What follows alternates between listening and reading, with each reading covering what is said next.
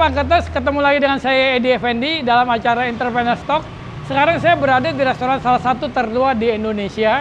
Nah, nanti kita akan lihat siapa pengelolanya, apa namanya. Ini merupakan misteri besar di Entrepreneur Talk. Mari kita jalan. Halo, selamat siang. Edi. Koko, apa kabar? Selamat datang Dekarya, apa kabarnya? Oke, sekarang saya berada dengan siapa di sini? Dia adalah Koko Suharto yang terkenal sekali mengelola restoran di sini. Nah, sekarang mungkin masuk dulu kali, lihat-lihat. Boleh, kita mau lihat kemana? Iya, lihat di dalam dulu ya. Oke. Wah, ini baru nih, fresh. Baru kelihatan ya? Baru kelihatan. Ini baru selesai renovasi. Jadi selama COVID kita renovasi. Ruangannya apa namanya nih? Jitlokyun. Jadi kita sengaja kasih nama Jitlokyun biar orang mengenang lagi bahwa memang dulu nama kita apa sih? Dulu Saya tahu kita Ekaria. Jitlokyun. Iya. Saya tahu Ekaria. Ekaria. Sebelumnya itu Jitlokyun dari tahun 1925. Jadi Chinese Mandarin punya dong. Iya, dengan namanya I Lo Yen atau I Lo Yen. Jitlokyun. Itu sama Ekaria apa kemiripannya? Sama, sebenarnya itu hanya translate pada tahun 71, di mana waktu zamannya Pak Harto, itu kan semua harus di Indonesia kan. Kebetulan namanya kita Jitlokyun, Jit itu satu, ya kan? Jadi kita ganti ke Eka, Lok itu gembira, Eka Yun satu itu ya? taman, ya. Jadi diartikan suatu taman yang bisa membuat kita gembira. Jadi Wah. dinamakan dengan Ekaria. Jadi awalnya Jitlokyun tetap kita pakai Chinese-nya, cuman sejak tahun 71 di mana harus di bahasa Indonesia kan, kita robah menjadi Ekaria. Wah, itu benar sesuai dengan namanya. Kita makan Ya. jadi kita gembira ya. Ya. Nah, saya lihat foto-fotonya bagus, menarik sekali nih. Oh, ini ada barongsai ya. Ini Ya. zaman dulu nih, ada stasiun kota. Ini tahun berapa nih kira-kira nih? Ini kurang lebih tahun 40-an, 50-an. Kalau dibilang sejarahnya Jitlokyun, kita berawal dari 1925. Wah, ini nih ya. Ya kan? Tapi ini nggak tahun 25, mungkin ini sekitar tahun 40-an atau apa, karena waktu tahun 25 kita nggak dapat dokumentasinya, di mana masih satu lantai dan atapnya atap masih sirap. Tahun 25. Berarti ini sebelum Indonesia merdeka ya sudah Dari ada. zaman penjajahan Belanda. Belanda ya, oke. Ya kan? Belanda, Jepang. Tahun 25 ini mungkin sekitar tahun 40-an, tahun 47 dia buka cabang di Menteng. Nah, ini dia nih ya. Ya, bangunan ini masih kelihatan tua. Udah merdeka lah ya kita ya. Nah, jadi di Jalan Hosokro Aminoto dulu di Mentengnya di sana, ya kan? Nah, dari sini tahun 25 sampai tahun 67, di mana lokasinya, kalau ditanya lokasi di mana sih? Itu yang sekarang kalau kita kenal Glodok Building atau City Hotel dulu, Oh. ya kan? City Hotel. Nah, dibangun, dipermajakan. Nah, kita stop tahun 67. Sambil nyari-nyari tempat, kita dapat di Hayam Buruk. Ini pembangunan di Hayam Buruk ini waktu tahun 70. Ini ayam buruk nih. Enggak, ini Menteng. Hayam Buruk yang yang ini ini. ya, Hayam Buruk, Iya, iya. Hayam Buruk yang ini. Linda Tavis ya. Tenda Seva. Sekarang gedungnya masih ada ya? Sekarang masih ada. Yang di Cuman udah belak- renovasi ya. sekarang kan jadi di belakangnya itu yang ada Polsek Taman Iya, Sari itu, betul. di depannya Lenda Tevas. Ini pada waktu tahun bukanya tahun 70-an. Itu waktu tahun 70-an setelah direnovasi, di mana di atasnya kalau orang kenal dulu udah HW Theater. Nah, ini ya. Ya, yang udah kelihatan Oh. bentuknya kayak ini. Mungkin juga kita bisa buktikan juga dengan mobil-mobil yang masih kuno Jadul ya. ya, jadul. Tempatnya. Nah, setelah dari sini kita pindah ke Batu Ceper, ya kan? Batu Ceper itu tahun 85 sampai 87. Oke. Sambil nunggu pembangunan gedung yang sekarang kita tempatin, ya kan? Nah, ini yang gedung yang baru sekarang. Oh, ini nih yang tadi Ya, saya baru tahun datang naik 87. tangga ya. Kalau misalnya sekarang lihat, ini kita baru selesai renovasi selama COVID. Dari Maret tahun kemarin ini kita lakukan renovasi, kita berubah biar penampilannya lebih milenial ya, biar bisa diterima. Tapi tahun dulu pun dari tahun 25 itu udah buka cabang di Menteng. Oh, Kalau sudah orang ada tahu. ya. Iya kan, mungkin yang sebagian orang-orang selatan, orang-orang Menteng itu lebih tahu yang di Menteng di sana. Ini udah berapa generasi ya? Jadi dari kakek itu dari China datang rantau ke sini. Kakek mana nih? Kakek yang fotonya? Oh, kakek yang ini. Ya, nah ini keluarga kakek. Hmm. Jadi sama anak-anaknya dulu, anak-anaknya ada 11 semuanya. Oke. Ya kan, nah ini juga kita kasih foto-foto waktu zaman dulu, pesta zaman dulu tuh kayak apa. Dan kalau yang ini situasi Jakarta zaman dulu tuh kayak apa. Di atasnya kakek? Papa. Papa. Oh, berarti udah 3 generasi ya, Ya. dengan Koko sendiri ya. Ya. Oh, kalau yang di Mandarin ini apa tuh di atas? Nah, ini Mandarin ini yang banyak sekarang orang mungkin sedikit lupa, ya kan? Atau memang udah nggak dikenal lagi sama orang, karena kalau orang Chinese itu punya silsilah sebenarnya. Silsilah ini bukan dikeluarkan dari sini tapi dari China. Dimana misalnya kayak turunan saya dari Guangzhou, nanti ngelapor ke sana, nanti seperti orang tua saya, bapak saya namanya Cisen, dari sana dikasih namanya Mei Ying, iya kan? Nanti kalau misalnya suatu saat kita tanya ke sana bahwa ini loh, papa saya Cisen, terus dapat dari China-nya Mei Ying, mereka akan lihat bahwa ini silsilahnya mana sih? Jadi itulah orang Chinese itu punya silsilah yang di sana, jadi ketahuan ini kalau turunan dia, oh lu masih saudara sama dia. Mungkin seperti begitu. Orang Sumatera. Ya, orang Batak kan turunan masih ada sama kan, ya? masih kuat kayak gitu. Iya, masih kuat. Jadi ini benar-benar boleh dikatakan ruang sejarah juga. Ya, jadi biar sambil orang makan kita bisa menikmati sejarah dari Ekaria. Biar orang tahu perjalanan sejarahnya Ekaria. Kalau orang bilang dari tahun 25 mana sih, kita coba buktikan dengan foto-foto. Jadi nggak bilang, oh sejak bulan 25, buktinya apa?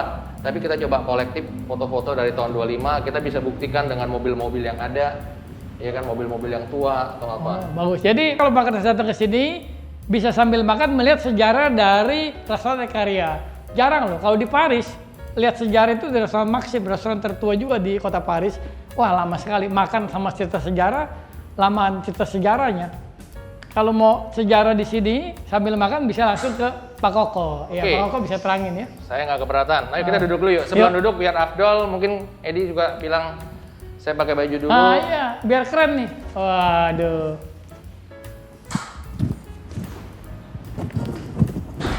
Waduh. Ini Koko kenapa pakai baju ini, Kok?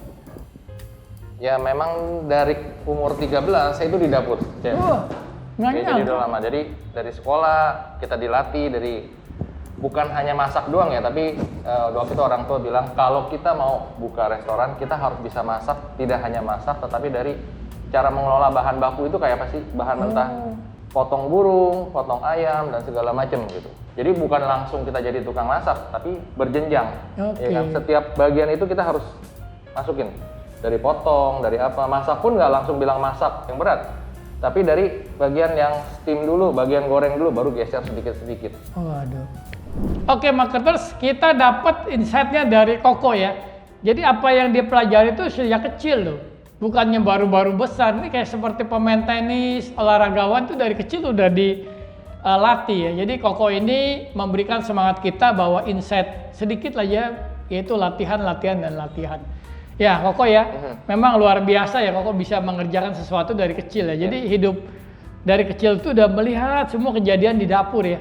Di dapur itu adalah semangat hidup ya, mungkin gitu. Sebenarnya kayak orang bilang hobi itu disalurkan. Jadi disalurkan gini, pada saat itu kan kita anak kecil pasti mana bisa nggak hobi masak sih, masih kecil. Dari SMP disalurkan. Jadi orang tua, papa waktu pulang, lapar nih, masakin dong. Nah, jadi di sanalah kita ditimbulin rasa biar hobi masak, ya kan?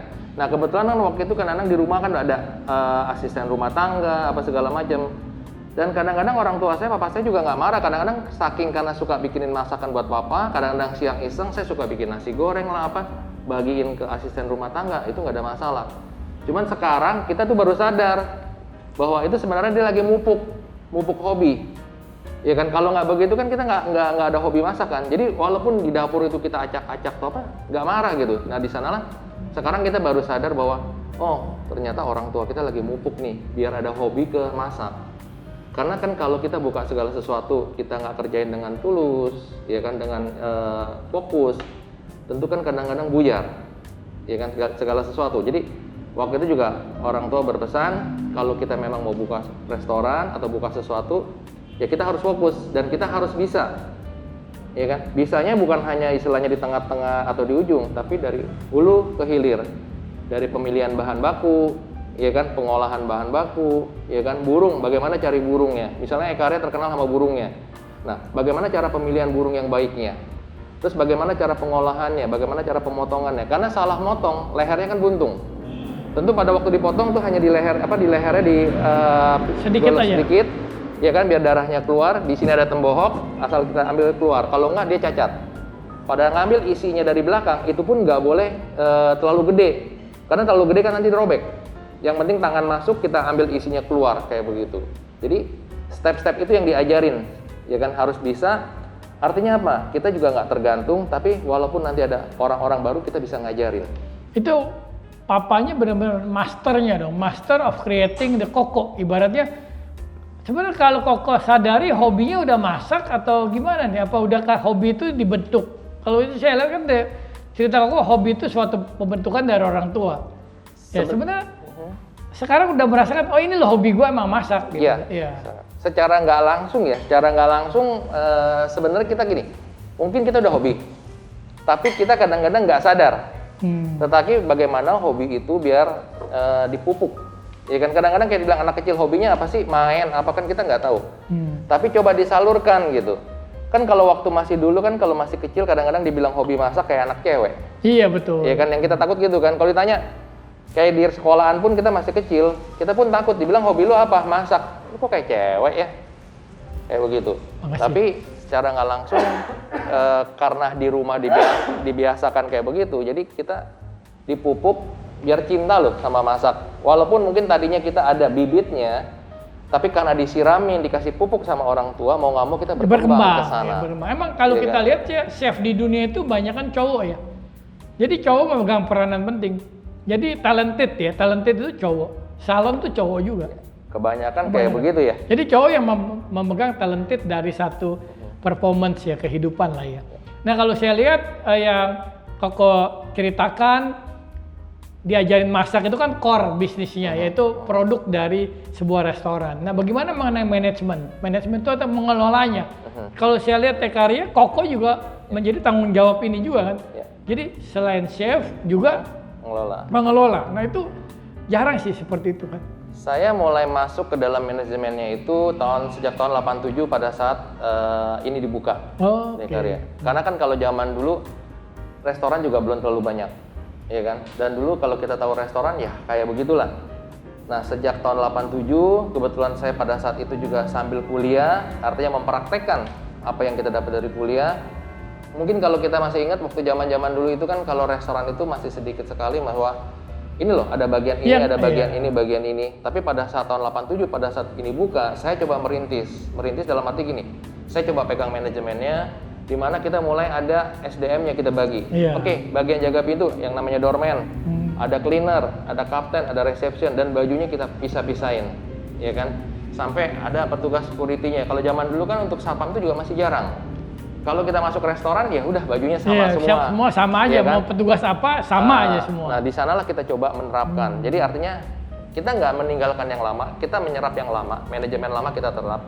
Tapi kita coba perbaruin loh, dengan zaman saat itu kayak apa sih manajemennya. Kita coba rubah manajemennya, bukan berarti yang lama itu jelek. Tetapi kita coba menyempurnakan yang lama, terus mengadaptasi dengan keadaan sekarang, manajemen kayak apa sih yang sekarang diadaptasi. Begitu juga mungkin kayak sekarang. Mungkin sekarang, kayak udah zaman milenial, kita juga harus menyerap kayak anak-anak saya. Saya nanya ke mereka, nah ini konsep-konsep yang baru ini, itu bukan konsep dari saya secara murni kita ngakuin. Karena saya menanyakan kepada anak-anak, kayaknya ke depan tuh mau kayak apa? Karena kita sadar bahwa nggak bisa konsep kita dipertahankan terus untuk sepanjang masa, ya kan? Begitu juga waktu tahun 87, pada saat ini dibangun, yang ditanya saya, karena pada saat itu kan memang masanya kita, ya kan? Jadi, oh kita mau bikin begini, sampai saya bikin acara, ya kan? Sampai bikin ada Santa Claus apa segala macam, terus pernikahan kita bikin ini, bikin apa segala macam, memang masanya kita. Event lah, bikin event ya, program bikin event, bikin apa, terus iklan, ya kan. Dulu saya ingat ada majalah segala macam, kita ikut di majalah. Tapi saya sebelum di sini pun karena gini, pada saat saya lulus, saya nggak langsung berkecimpung di sini, karena setelah saya lulus saya ingin tahu. Saya bekerja di luar, dalam arti bekerja di perusahaan lain. Oh, nggak langsung masuk ke Ekaria? Nggak, jadi setelah pulang kerja saya baru masuk. Oke. Jadi kerja dulu sama orang? Kerja di sama bidang orang, apa tuh? Marketing. Ya. Wah, bagus dong. Jadi udah belajar marketing dulu di sana. 8 tahun, 8 sampai 9 tahun kerja sama orang. Terus, orang. Masaknya itu tetap melakukan masih. Saya pulang, istilahnya kan saya masih masak. Jadi pulang dari kerja, saya masih masuk ke sini. Kan pulang kerja jam 5 lah ya? Iya, saya langsung masak. Cuman kenapa saya mencoba kerja di tempat lain? Karena apapun yang kita dapat ilmunya, kalau diterapkan di restoran, diterapkan di tempat usaha sendiri, apa yang saya ngomong pasti diturutin. Iya, betul. Tapi kan kalau di tempat lain, saya jadi staff. Saya harus bikin laporan, bikin tren. Nggak bisa semua gua lah ya? Iya. Itu papa yang suruh apa inisiatif sendiri? Karena gua kerja di tempat lain dah. Biasa kan orang yang punya usaha ya udah lu di papa aja bantuin. Keinginan sendiri sih. Oke. Keinginan sendiri dalam arti gini. Jadi apa yang kita dapat, ilmu yang kita dapat sebenarnya bisa dipakai nggak sih? Oke. Iya kan. Terus samping itu kita memperluas wawasan lagi. Kan kita bergaul lagi dengan orang. Mungkin ada juga kita bisa sesuatu yang bisa kita pakai di sini atau apa Mungkin segala macam. banyak melatih mental kali ya. Melatih kepemimpinan kali.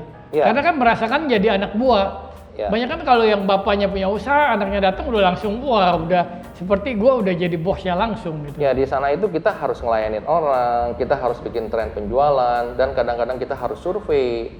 Dan terakhir itu saya harus kasih training orang. Oke. Kita di training, saya dikirim pada saat itu ke Jepang, ya kan training, pulangnya ke sini, itu saya harus training orang. Sampai nggak bilang di Jakarta aja, sampai ke Makassar, sampai kemana, saya harus training orang. Dan di sanalah kita belajar bagaimana jadi seorang staf atau anak buah gitu. Wah itu sangat pengalaman yang luar biasa. Nah marketers ya, kita lihat untuk menjadi entrepreneurship juga, Koko ini boleh dikatakan pemilik dari perusahaan ini udah 3 generasi.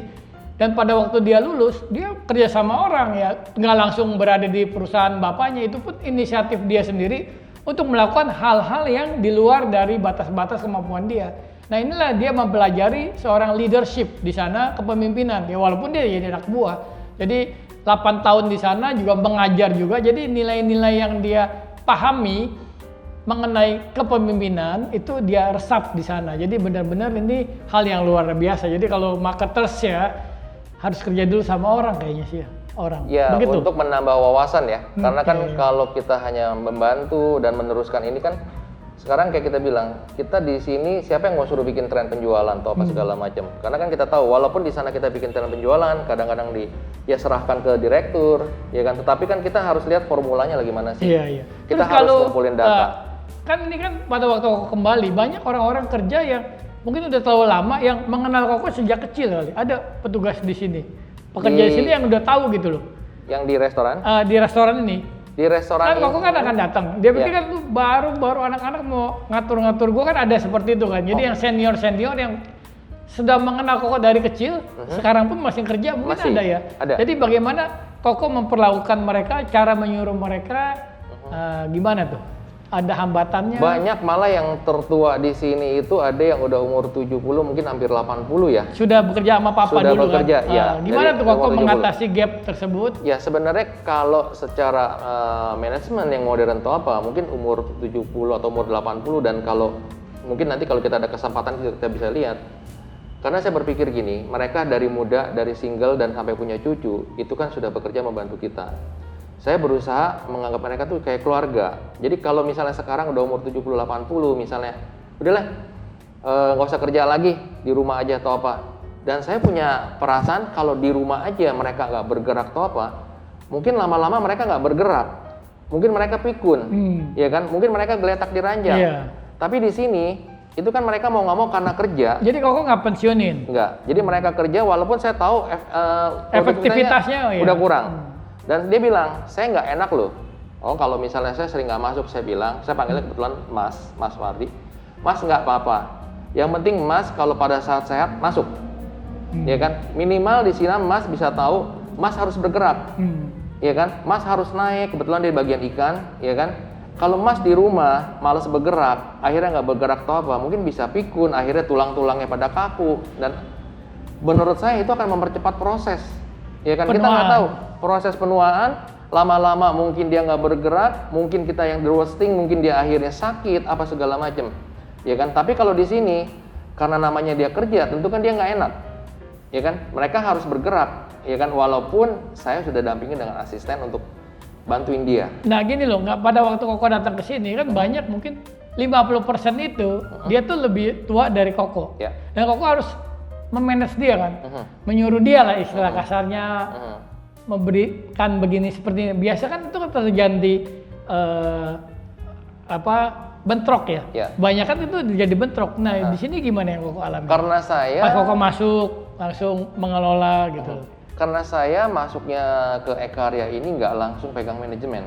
Nah itu yang saya bilang dari SM. Oh, nggak langsung di top nggak? Oke. Jadi saya memang dari bawah, masuk pertama langsung Dari apa tuh posisi? Dari umur 13 saya sudah masuk.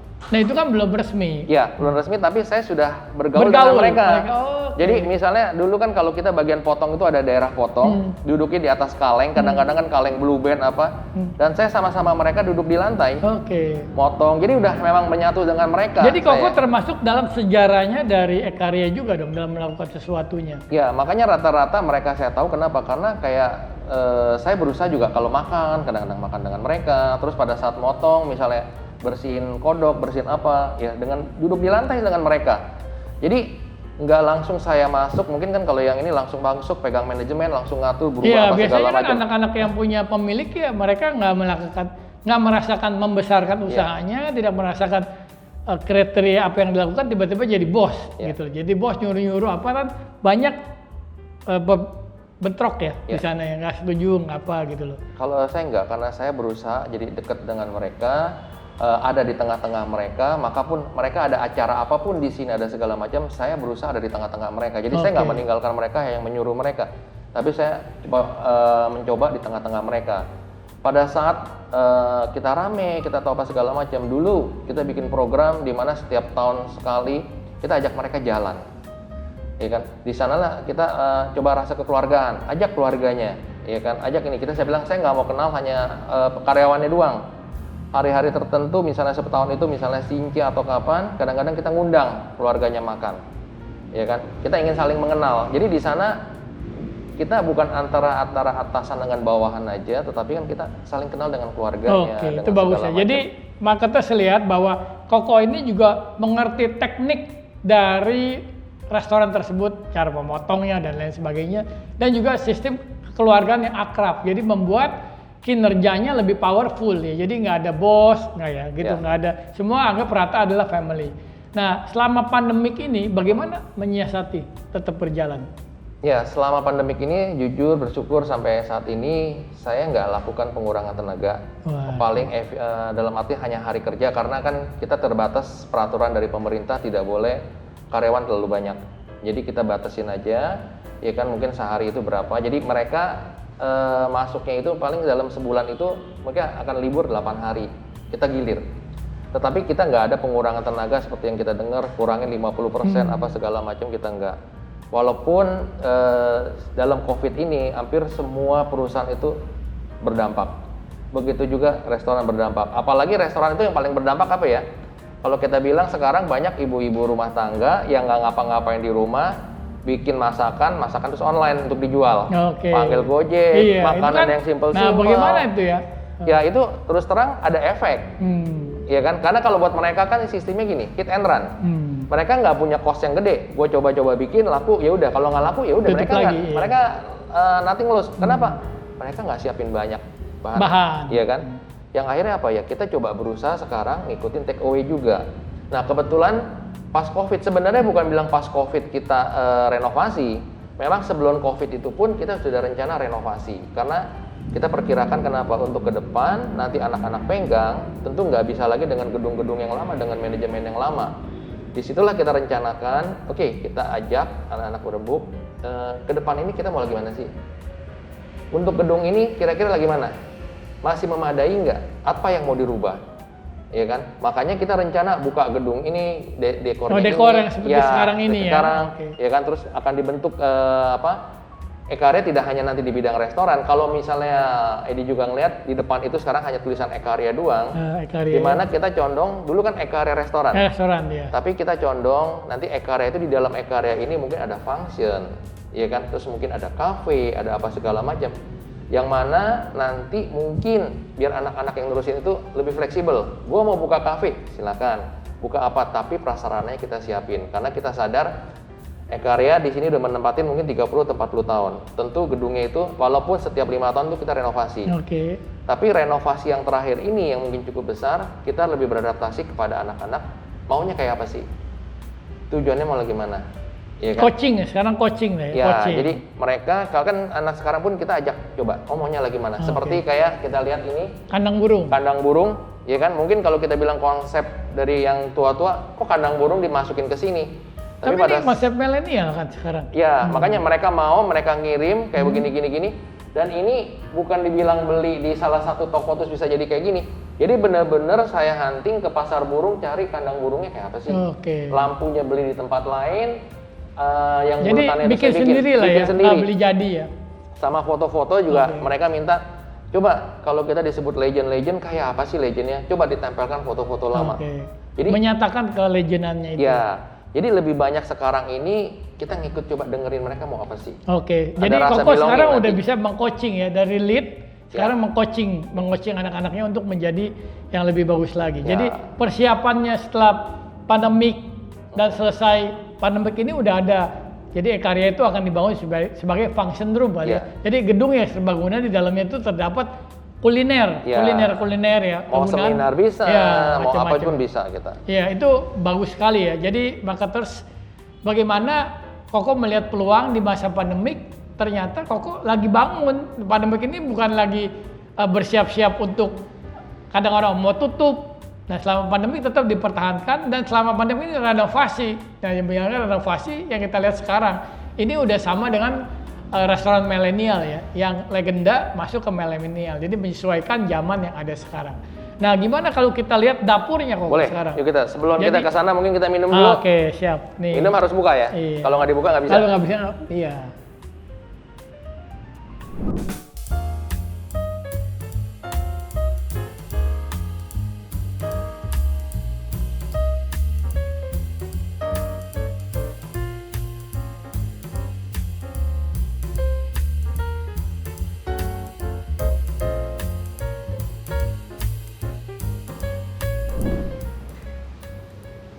Wah, ini ruangannya besar sekali. Ya. Ini apa nih? Ini kita baru selesai renovasi. Kebetulan kita salah satu lantai untuk di Jakarta ya, lantai Dangsa yang terbesar. Di sini kita ngebuang sebenarnya cukup banyak meja yang kita buang di sini. Iya, jelas ya. Ini hanya untuk Dangsa doang ya. Dan ini kita juga baru selesai renovasi, kita perbaruin semua biar tamu juga punya nuansa suasana yang baru. Ini lagi COVID kali, biasa panggungnya terisi juga ya? Biasanya di panggung itu suka ada live music, live band. Jadi terisi dengan alat band yang banyak di atas. Nanti setelah jam 7 itu mereka mulai, bandnya mulai, nah pedangsa itu mulai. Karena selama COVID ini yang kita rada vakum hanya untuk komunitas tertentu. Biasanya mereka sama pasangannya, ya kan, sama keluarga datang. Karena buat mereka itu buat olahraga. Jadi dibilangnya ini ballroom dance kali, kayak di Eropa ya? Sebenarnya banyak macam. Dulu kita ada beberapa, ada Latin, ada ballroom, ada line dance, ya kan, karena banyak macam. Gitu. Ya kan? Jadi hari apa aja nih? Kita sebelum ada 4 hari, hari Rabu, Kamis, Jumat, dan Sabtu. Kalau Rabu itu ke Latin, ya kan, Kamis itu ke line dance, Jumat itu ke ballroom, Sabtu itu lebih banyak ke tembang-tembang kenangan. Jadi sambil dansa. Berarti tiap hari itu ada tema-tema sendiri? Iya, dengan musiknya yang berbeda ya alirannya. Latin ya. Aliran Latin dia pakai. Kalau line dance ya musik bandnya band line dance. Mungkin di Indonesia salah satunya di sini kayaknya. Sebenarnya banyak, cuman mungkin di sini salah satu yang punya lantai dansa. Fasilitasnya yang bagus. Yang besar. Terus kita punya ceiling ini kan tinggi. Iya. Iya kan? Karena di lantai 2 pun ada tempat makan. Di lantai 2 itu kita banyak ada function. Jadi kebetulan kita juga ada tempat yang baru, ya kan, di mana bisa menampung 12 meja dan itu bisa pakai buat seminar, small party, wedding yang kecil-kecil. Sekarang kan wedding nggak boleh terlalu besar. Iya. Jadi benar-benar dimanfaatin ruangan ini ya? Iya, selama COVID itu kita renov, di mana ya kayak orang berpikir mungkin antisipasi COVID gitu, tapi sebenarnya secara nggak sengaja. Jadi yang small party sekarang kan satu meja cuma boleh 4 orang, 5 orang. Jadi ini kalau orang mau pakai buat launching produk juga bisa launching produk. Bisa. Event-event lainnya bisa ya. Kalau yang di tengah itu yang putih itu sebenarnya itu layar. Layar. Jadi mereka tembak ke sana layar, launching produk apa kan bisa. Jadi marketers kalau mau launching produk di sini juga bisa. Ini ruangannya cukup besar. Ya, dengan harga yang pasti bisa dinego dengan Koko. Gimana kita ke dapur sekarang? Boleh, yuk kita silakan.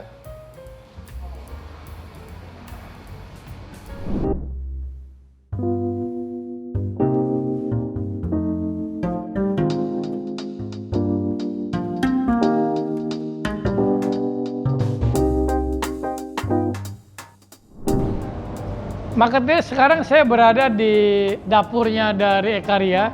Dapurnya nyaman, tinggi ceilingnya, dan kalau masak mungkin membuat orang demen masak lagi, mau masak lagi. Nah sekarang Koko ajak saya buat ngapain Boleh. di sini? Kita akan lihat beberapa, kalau kamu ngeliat juga bilang ceilingnya tinggi, kita di sini tidak pakai exhaust. Wah, Jadi nggak pakai masih exhaust ya? Oh. kita nggak pakai exhaust, tapi pernah merasakan panas nggak? Enggak, Tapi kita inilah ilmu yang sirkulasi ya, sirkulasi. ilmu yang diturunkan Hmm. dari zaman Belanda sampai sekarang, itu yang disebut aliran udara. Iya. Kayak nama yang Iya. aliran udaranya kalau benar, ini akan panas. Oke. Mungkin sebelum kita lihat masak-masak, pakai ini dulu ya biar ngain.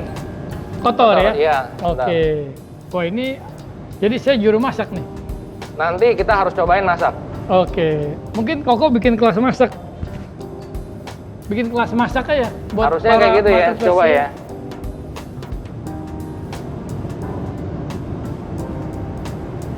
Wah ini Kalau gaya begini banget. kan kelihatan kan? Iya. Tinggal kasih topi doang. Iya siap. Jadi koki semua. Nah Marketers kita lihat di sini ruangannya kualinya banyak di sini. Iya.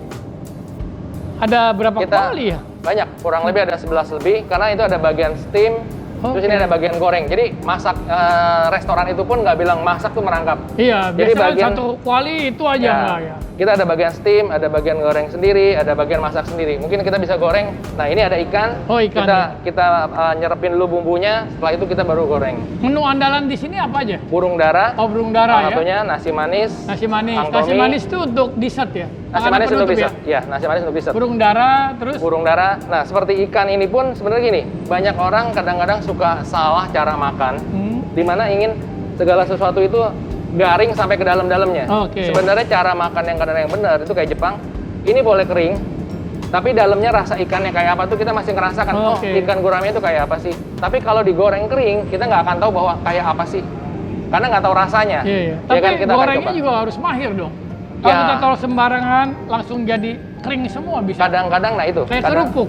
Kalau kayak kerupuk, Hmm. ikan ini fresh atau enggak, kita nggak akan Nggak tahu. tahu, oh, Iya oke. kan? Tapi kalau luarnya kering, dalamnya masih rasa ikan, nah kita akan tahu itunya.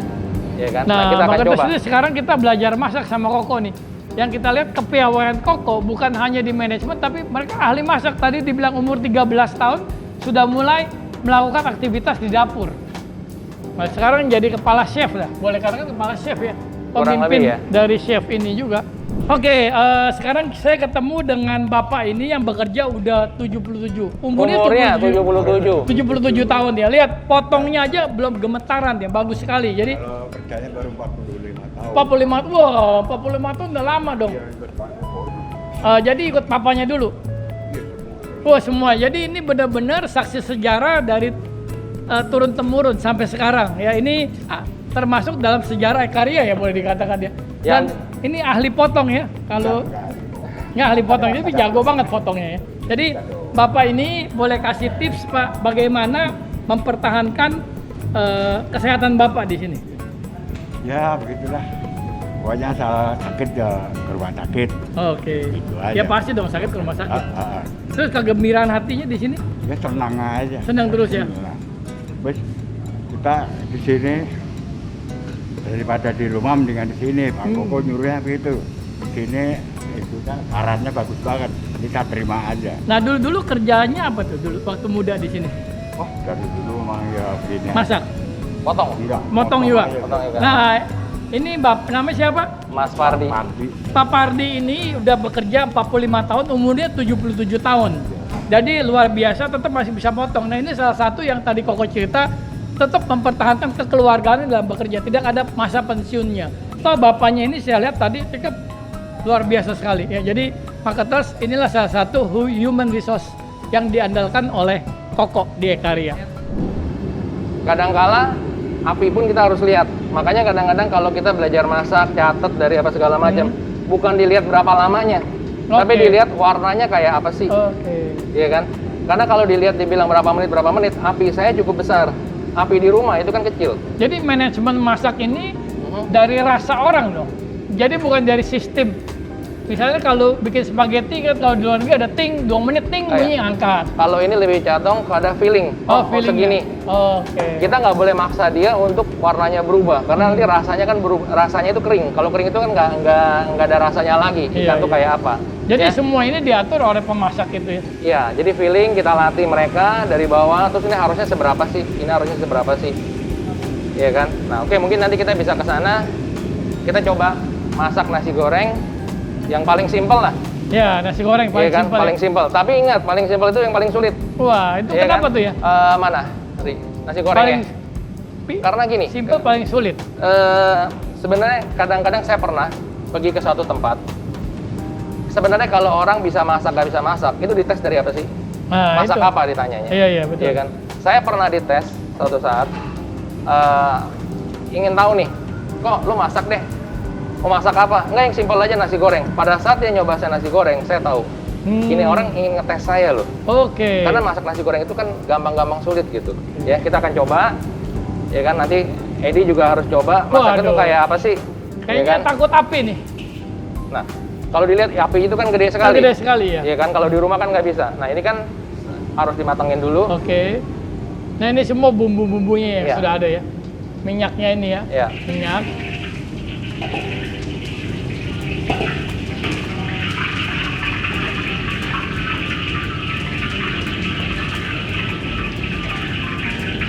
Oh, ini nggak langsung diceburin semua ya? Iya, karena untuk setengah matang ya. Oke. Nggak boleh terlalu matang, karena Oke. kalau terlalu matang kan kita masih ada proses. Oke. Ya kan, sebentar aja. Jadi setengah matang ini untuk mengetahui kualitas dari dagingnya gitu. Ya, jangan sampai kalau terlalu matang itu kan biasanya nanti alot atau Oke. kerenyah. Ya kan? Seperti orang pakai bumbu juga kita masak. Kadang-kadang nggak ingin cepat-cepat. Ya, Nah, itu kan cepat nggak boleh matang. cepat-cepat, karena kenapa? Kita biar sarinya tuh keluar. Sarinya loh. keluar. Jadi Iya kan, ini wanginya masak juga keluar. ada seninya juga, Iya. nggak langsung masak aja. Nah, jadi benar-benar diperhatikan dalam ramuannya. Iya.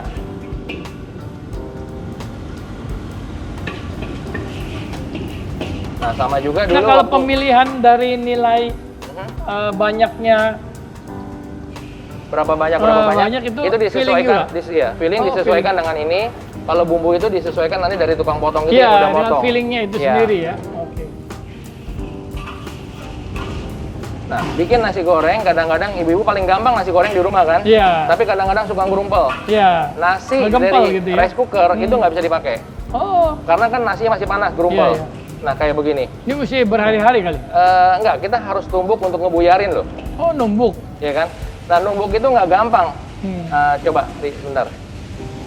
Nah, Nah, kalau kamu mau lihat, itu kan nasinya gerumpel, ya kan? Kamu lihat nasi ini gerumpel. Nah, ini harus dihancurin.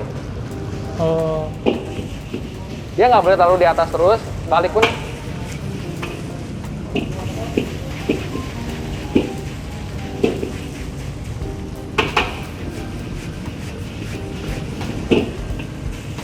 Kelihatannya simpel kan? caranya simpel Coba. ya. Nah, sekarang Pegang saya gini. coba Nah, pegang nih, kuali pun market ingat, test ya. jangan pegang begini doang, tapi halangan harus dilebarin. Ini harus di dalam penguasaan. Oke, wah ini Ini pun numbuknya jangan gini, harus begini. panas juga ya. Jempolnya neken ke sini untuk neken. Panas ya. Ya. Ya ini berat sekali ya. Kayaknya saya nggak sanggup ini.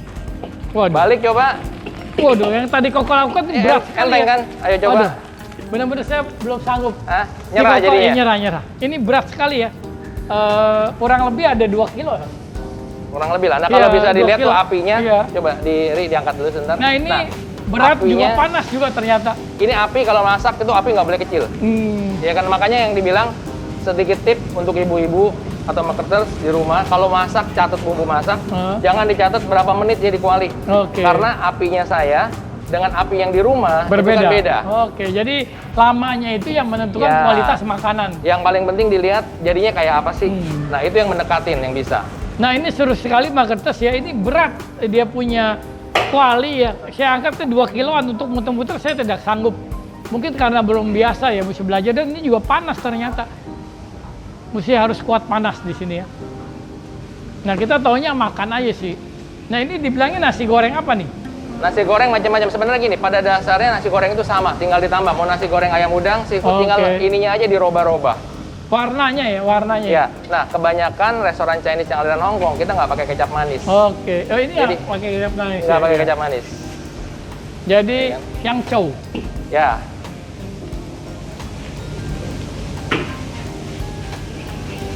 Enteng kan? Enteng ya. Kelihatannya enteng, cuman beratnya minta ampun.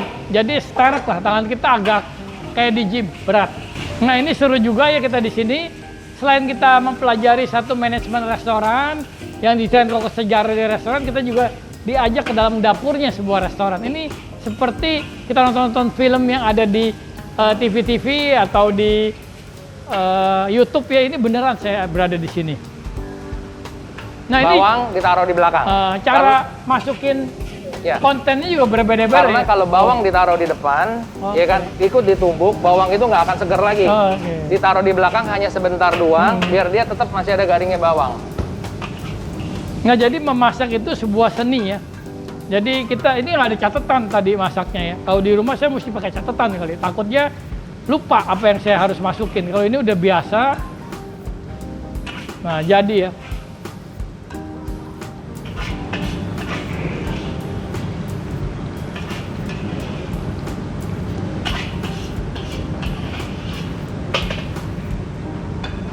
Wah luar biasa sekali ya.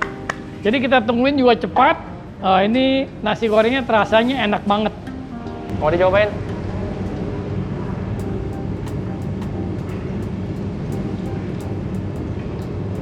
Pasti kepanasan. Enak. Mantap. Soalnya pas dari kuali langsung dimakan, pasti panas katanya.